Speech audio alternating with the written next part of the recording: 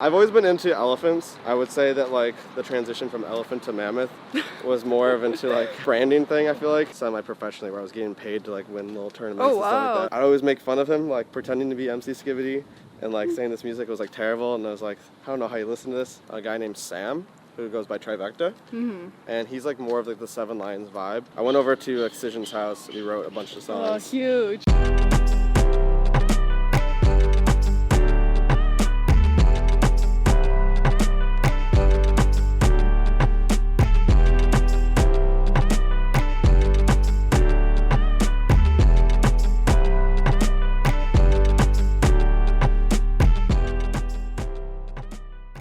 So you're originally born in Rochester? Yep, still there.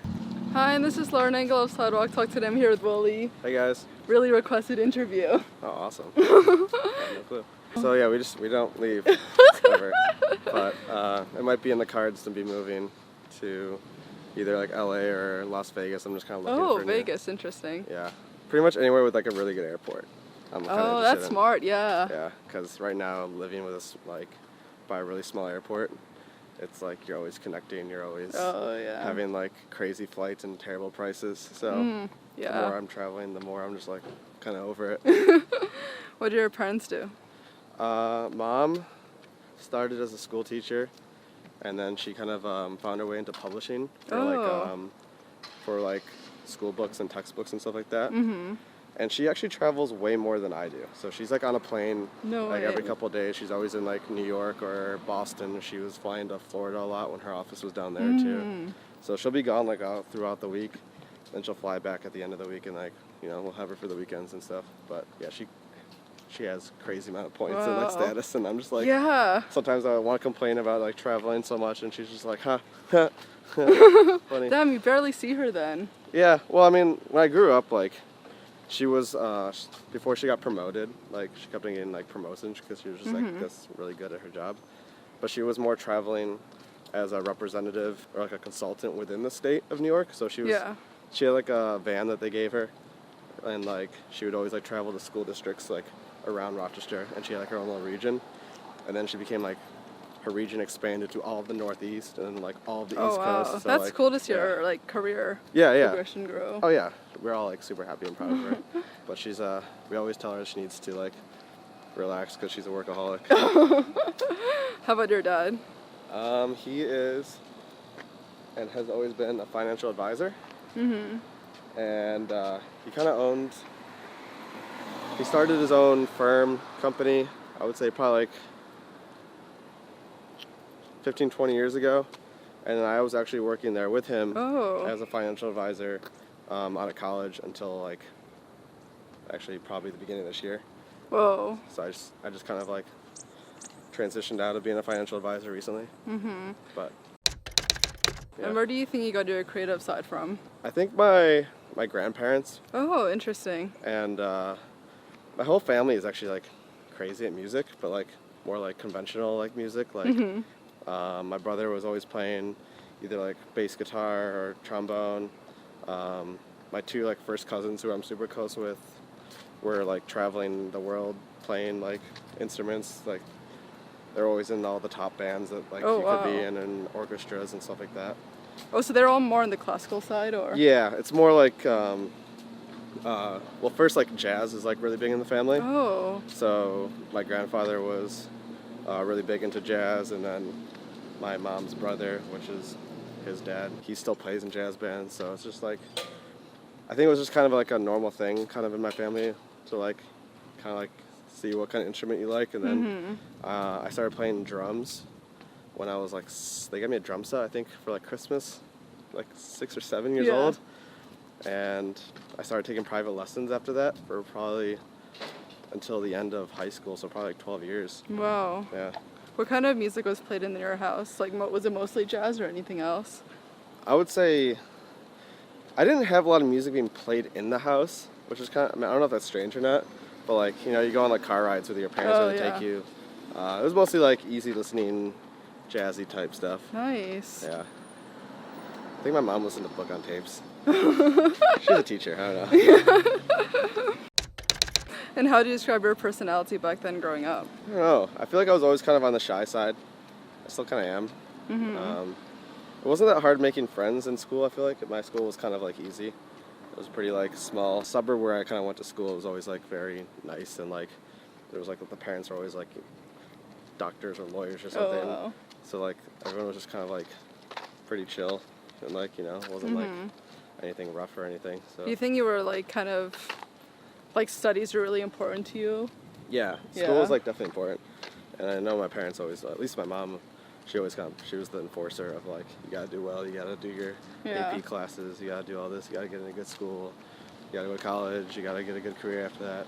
Did it come naturally to you, or was it her like kind of making you study more? Was it within you to do really well in school? I feel like I did really well in school growing up, kind of on my own, and like obviously she would like help me, kind of like push that, but I remember like kind of being in like a lot of the advanced classes, or even in like middle school or like elementary school. What subjects did you gravitate towards?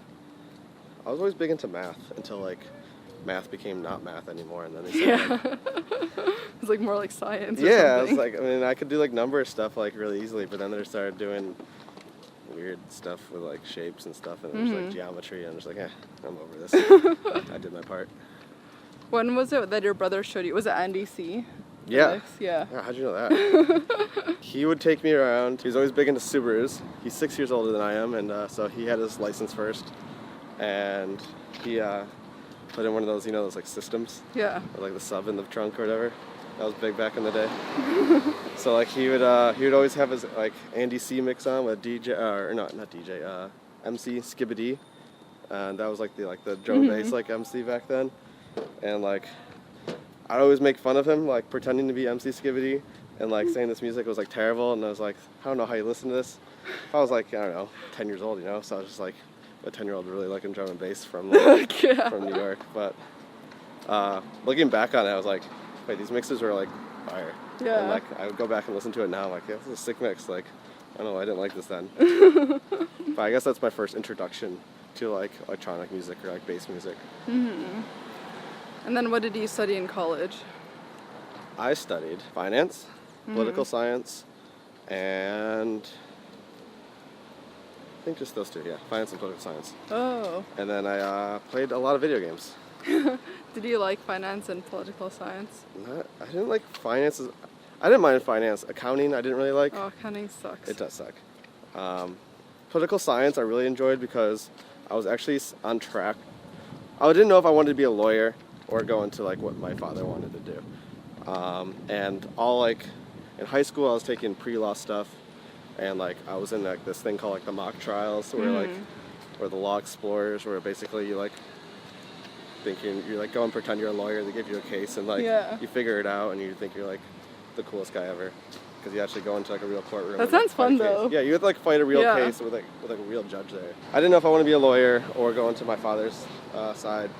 Ended up going into my father's side because I didn't do bad in college. I just like I've kind of lost my like spark to learn things, and I was playing a lot of World of Warcraft. So there was like that too. Did your parents realize how into gaming you were? Yeah, they hated it. They were like, you're wasting your like time and your money, and like you should be focusing on your studies. And like I was playing like Counter-Strike and World of Warcraft and Call of Duty all like semi-professionally, where I was getting paid to like win little tournaments and stuff like that. That's so, like, big. Yeah, me, I was like, all right, I gotta like figure out how to make this like a career so they can like finally like, you know, be proud of me or think it wasn't a waste of time. But like, yeah, I just kind of stopped doing that. I realized like. Wait, so were you traveling for these competitions like during school or? One time there was like one LAN tournament or something. We'd have to like go travel to, but like. What was their reaction when they saw you were doing the competitions? Like, it didn't really.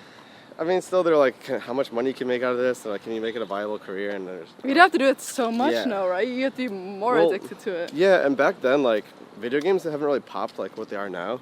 Yeah, that's now they're true. like, I feel like I heard that some colleges like are starting to give scholarships for like gaming. Yeah, and like Twitch obviously is like gigantic now, and there's That's like so addicting. TwitchCon, and like people are making like just streaming on Twitch are making like thousands and millions of dollars, where like that didn't even really exist when I was doing it. True. I was kind of just like the nerdy gaming kid who now it's like you're cool. You're like an e-sport like athlete now. Are you still like gaming that much, or was it kind of just like a phase in college? Okay, so I completely quit cold turkey. I quit the habit, and I started making. I feel like an addictive personality. Mm-hmm. If like when I was addicted to video games, like through and through, like I knew I had an addiction. Like if my mom used to like when I was in high school, she would like hide my keyboard when I was at school, and I would like come home just like tearing through house, like where is it? Oh I need to play. My mom did the same with my brother. Yeah. It was like I was like kind of embarrassing, but like whatever. I really wanted to play my games. It was fun, and like I feel like I had friends, you know, that you like kind of like talk to online that you haven't really actually met. Yeah. But they're the people you played with every day, and you became like really close with them. Might sound a little weird, but if you're like from that kind of culture, you kind of understand that these are like some of your closest friends. If you're like talking on like a Discord or some kind of like voice app with them like every single day, and you kind of like learn more about them. So yeah, I don't know. Those are I was more of the like that kind of kid. I definitely had like real life friends, especially in college, that, like helped me get like more real life friends. But yeah, I still always had my like core group of gaming friends. Did it ever occur to you to study music, or looking back, do you wish you would have? Well, I always knew how to read and write music. That was just from all the like music courses that I had taken, and like the private lessons I've taken all through my life. So like music was always like there. I didn't really do anything with my drums when I moved to college after high school. Yeah, I was gonna say, were you ever in some bands? I feel like so many people who make music like EDM now were in bands. Right. No, all my bands were like traditional like school bands or like traveling bands or like orchestras, or like I remember like we would go to like Disney World and stuff like that and like compete in like band competitions. I guess I was a band kid. I don't know. I was always I was in the percussion ensembles and stuff like that. I was just like playing drums. And I would play more like jammy type like bands, like personal like 3 or 4 people bands, but it wasn't like anything like punk or rock or something. It was more like Dave Matthews Band style stuff. Yeah. Just like kind of jam out for a while. And what are your friends' name? Like, was it Ryan and Jake who got you more into the electronic music? Yeah. Ryan, I just saw actually not too long ago. He goes by Nautix, and he was playing on the same RV at Electric Forest as I am. He lives in Buffalo, so these are like people I met through music. Jake was another really close friend that him and Ryan started this like really good breaksy house duo called Dusty Bits, and they would like I would compare a lot of it to like what you know, Wookie. Yeah. Like what he kind of makes, that like break beat stuff, or like just fun like cool house music. Yeah, I think Jake kind of stepped back from it a little bit now, and like Ryan pretty much just focuses on doing this Nautix project. But they were the first ones that kind of like they got me a copy of Ableton, and like I remember, I think this is all right. I was thinking about this the other day. I was like, what was like the definitive like moment of when I started like really wanting to like learn how to make music on the computer? And we were like the 3 like best friends, right? We would like always hang out. Ryan has been making music for years before us, and like Jake and I were always just kind of DJs and never really knew how to make music. And Ryan lives in Buffalo with Jake, and I live in Rochester, which is an hour away, so they were a lot closer, and they would like hang out a little bit more than I would be able to hang out with them. And he like started this project called Dusty Bits with Jake. I kind of got left out in the dust, and I was like kind of low-key sad about it, but like I didn't say anything. But I was like, man, I thought it was gonna be all like 3 of us, you know, like doing this. Like, yeah, and like I was always I would say like a pretty good DJ, but like after a while you kind of hit a ceiling. Yeah, where were you DJing? You were DJing a bunch, right? Or yeah, mostly house music and tech house music and like that stuff. At like local clubs? Or? Yeah, it was like local clubs, or like one of my buddies that actually taught me how to like mix, which he was like kind of more of like a purist when it comes to DJs, like in the house scene. So like he made me learn how to like DJ by putting tape over like the BPM and everything, and it was like CDJ 800s, so it didn't even have like the BPM number. So you had to like use your ear and like ride the pitch fader and like that's how I learned how to DJ. He's like, if I'm going to teach you how to DJ, you're going to learn the right way. And I was like, all right. Now it's like really easy. Just like everything is all digital with the BPM for you and everything. But yeah, he taught me how to DJ. Started playing more house music because Rochester is very tech house. That was like the whole community. The whole like dubstep community was like, it was there, but not really. Even though I still liked dubstep and drum and bass more, just you didn't really have a lot of opportunities to play it. So I kind of just got like used to playing house and like tech house and stuff like that. Were you getting like a local following there? I was like this like big old rave kid back in the day. Yeah, you went to so many like festivals every year and every single festival. Yeah, so like crazy. There was this like Facebook group called the Rochester Rave Community, and like the guys that started it kind of like lost interest, so they kind of like passed it along to me and like a couple other of my friends. So I was like one of the head admins and like throwing like little tiny like get-togethers and events and stuff around town that were kind of just like local shows. And then we would also be like brought on to like sell tickets for when like the big shows came through. So let's say like a tour came through, they would hit us up and they'd give me a stack of tickets. Like, hey, like, you know, if you sell this many tickets, you know, you get like a commission and stuff like that, and you like get a couple free tickets to the show. So I was like, that was my intro to start like selling tickets, and like promoting. That's how you went to so many. Yeah. So yeah, we would sell tickets for like festivals, like I think like Electric Zoo was one of the festivals, and like anything local around that, or like all the day glows that came through, and like Life in Colors, whatever. So we would sell all the tickets to that, and that kind of just led me into like also wanting to DJ more, because I like saw all these shows, like, all right, I want to be a DJ, learned how to DJ, and now I'm like, you can only DJ so much, and like you're never gonna get really the slots that you want unless you kind of bring your own production to it and make your own music. So that was like, I want to play more because I just love DJing so much. I'm just gonna learn how to make music and see what happens with that. And then I just like became obsessed with it, fell in love with it. And did you have a moniker before, or did you always go by WOOLI? So I've had this nickname since college or high school. Frosh. I always looked way younger than I was, and like when I was like especially younger, I guess, in like high school. So like Frosh is like, I guess, short for freshman. And like when I was a senior, they called me Frosh, and then didn't think it was gonna stick, and then it did. And then I made a Facebook account, and like I think in college was like when I made my Facebook account, and I just made that my last name so people couldn't really find me because I figured the government was watching or something. Yeah. So I just kind of stuck there. So yeah, I also just DJ'd under that name. But the S was a $, and it had diamonds in it, and it was really cool.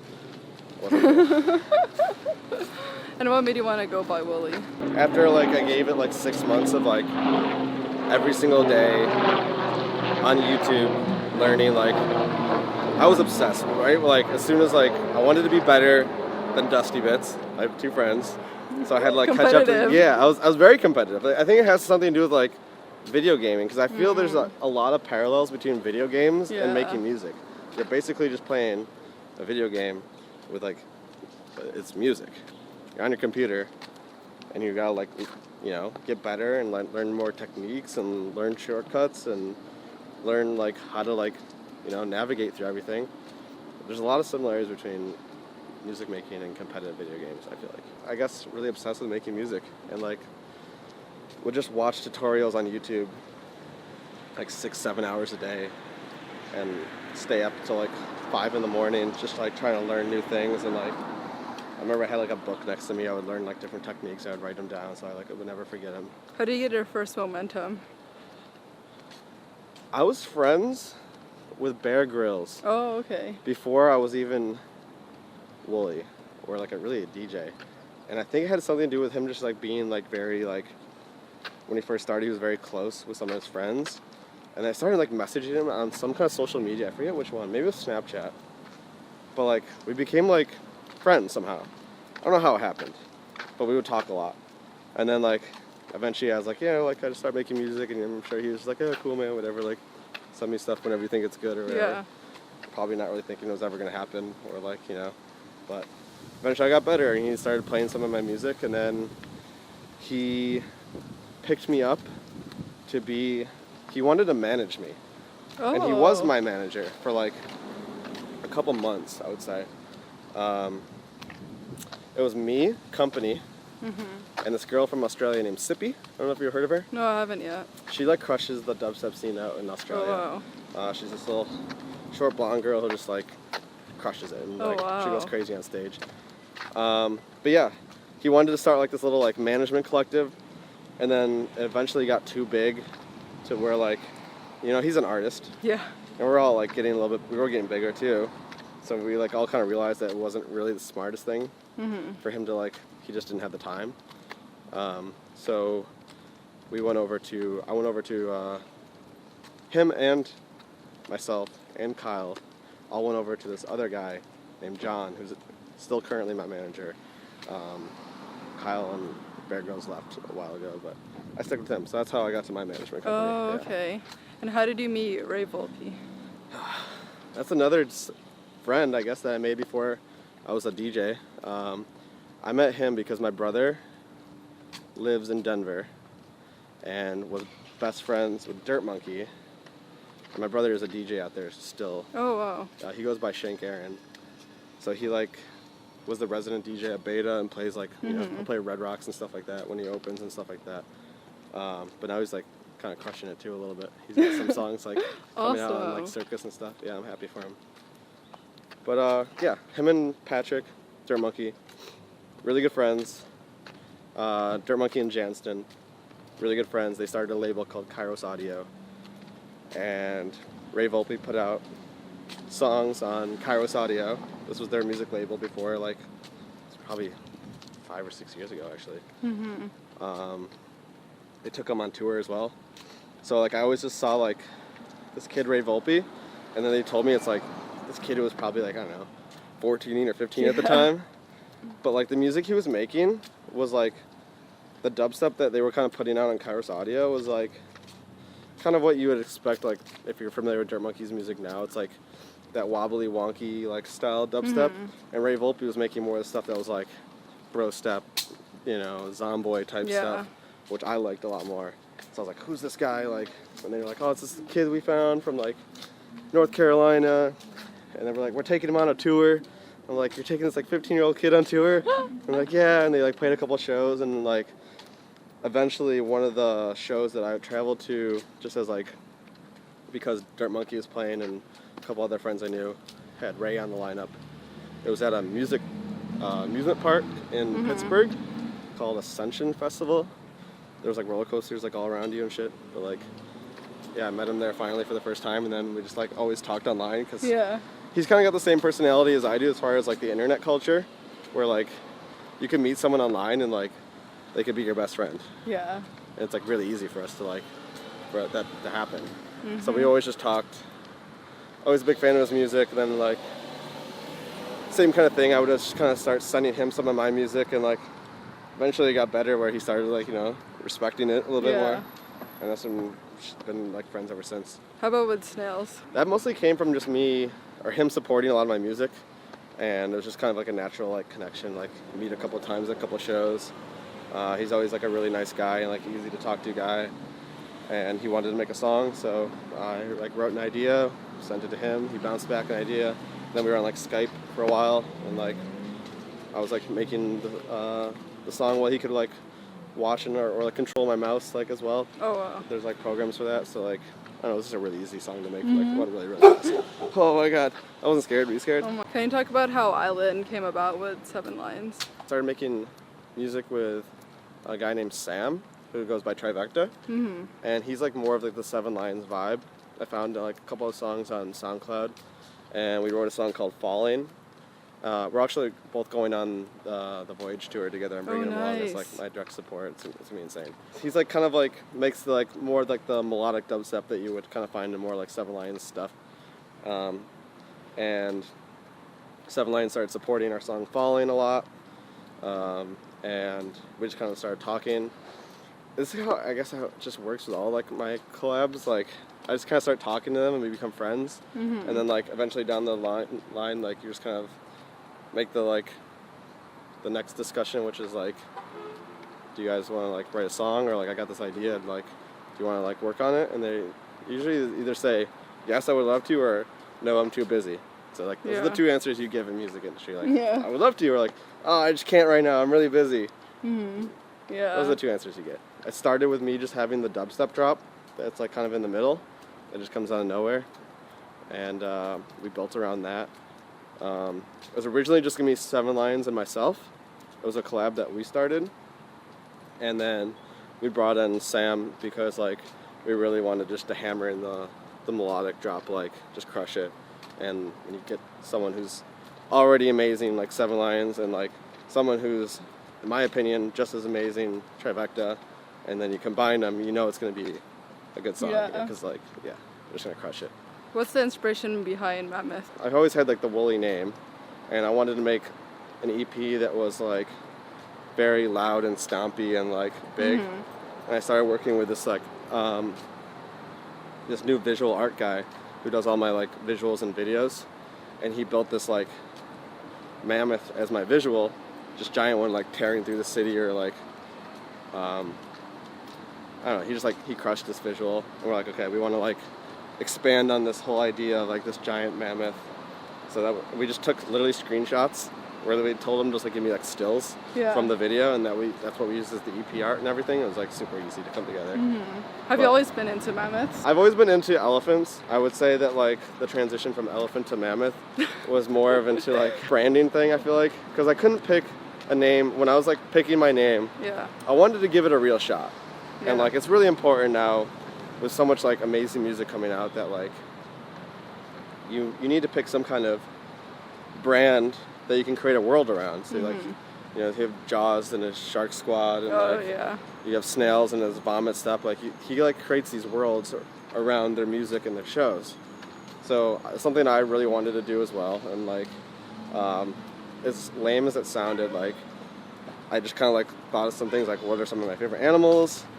What has a good emoji? Because as stupid as that sounds, it works. Like you need to have some kind of like thing to like just add to like posts and stuff that makes it pretty easy to recognize who's the one saying it. So yeah, I feel like after all that, and then I always liked heavy dubstep. I felt like my drums were always on the heavier side, so it like kind of like mimicked some giant elephant stomping. And then even like my melodic stuff is like still pretty loud and like heavy for melodic. It's not very like airy like some of like the future bass stuff with like their synths and stuff. I kind of just like put a wall of sound, even though it's melodic. So that's kind of how I like came to the whole WOOLI thing and making the Mammoth EP. What kind of upcoming music do you have? So right now, I'm actually in this weird period where I have a lot of music to get out. I haven't really released a song since Island, which is back in January. I think I have like 12 or 13 songs right now. They're just ready to be released. I have a song coming out next week, July 22nd, on Welcome Records, which is Keizo's label. And that's like a half dubstep, half psytrance song. That's cool. So I have that one, and then I have 2 songs to come out, which are melodic, on 7 Lions label, Ophelia. And then I've kind of hinted at it. I didn't really make an official like statement, or either. I don't think he has either. But I went over to Excision's house. We wrote a bunch of songs. Oh, huge. And we're doing like a collab EP. So hopefully we get that out before Lost Lands. That'd be ideal if we did. But you know how things go. Kind of like how I got to this like point where I have all this music is basically just trying to like work with people for release schedules, which in the music industry is probably like the hardest part. People are like, you wrote the song, why don't you just put it out? And you're like, okay, you have to wait for the label. And if you the collab, it has to be also a good time for the person you collabed with, which for some reason it never is. So they always like push it off. So now I just have all this music to get, just like dump on people before the year ends. And actually, was it difficult to like quit your dad's company and do music full time? Well, the good thing about being a financial advisor and try to be a musician is you make your own hours. It's all commission based in financial advising. So if you're not working, you're not making money. So you put more time into that. But I noticed that like eventually the teetering of like how much money you could make like started to switch, where I was Yeah. making more money in music, so I had to put more focus in music. And like, if you're gonna try to do music, you have to really just like go all in. Like, Yeah.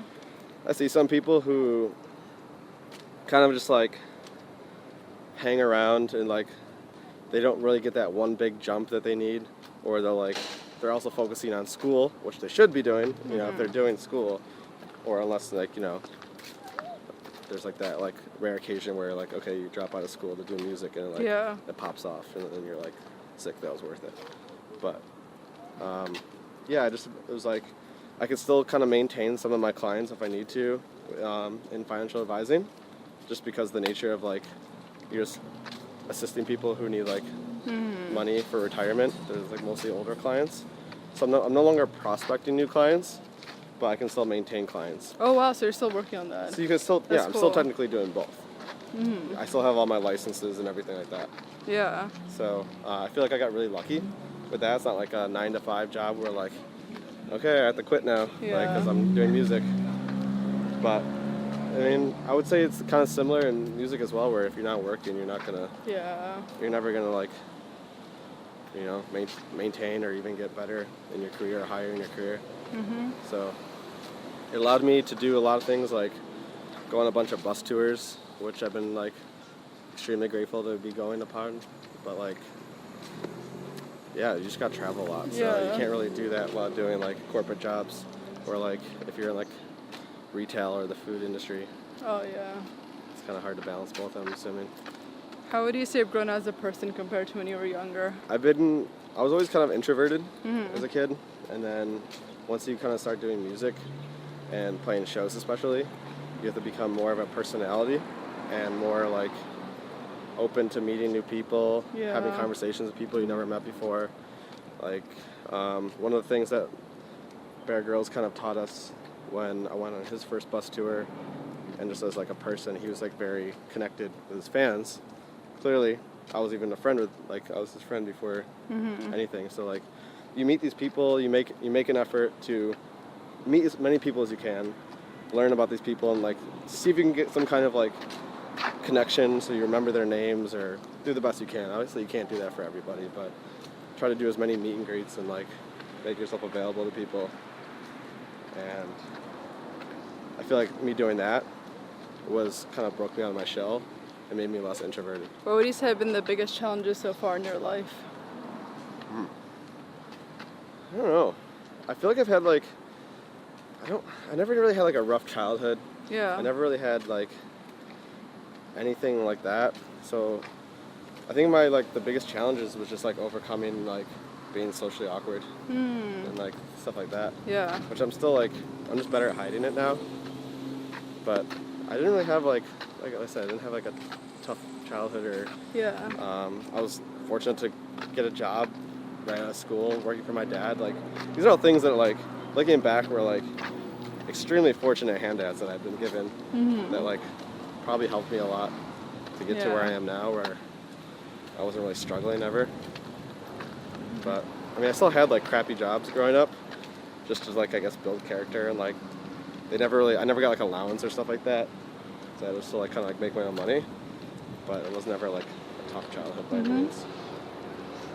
Last question. What do you want to be remembered for? Someone that like the audience or like fans or anyone who listens to music is like, they can connect with me easily. So I feel like when I was like going to so many shows and concerts and festivals, I always wanted that with the artists I was like really like either following or going to see them play, or in like the crowd loving their set.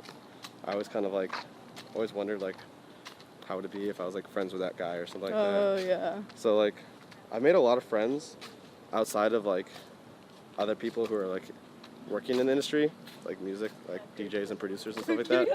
I made a lot of friends who were just people that I met at my shows and stuff like that. And it's been like, I don't know, kind of rewarding, I suppose. Because I don't really go out of my way normally to make friends. I kind of just like make natural connections, or kind of just like my introvert kind of keeps me from doing that. Dude, thank you so much. I absolutely. love this. Yes. Bye. Bye.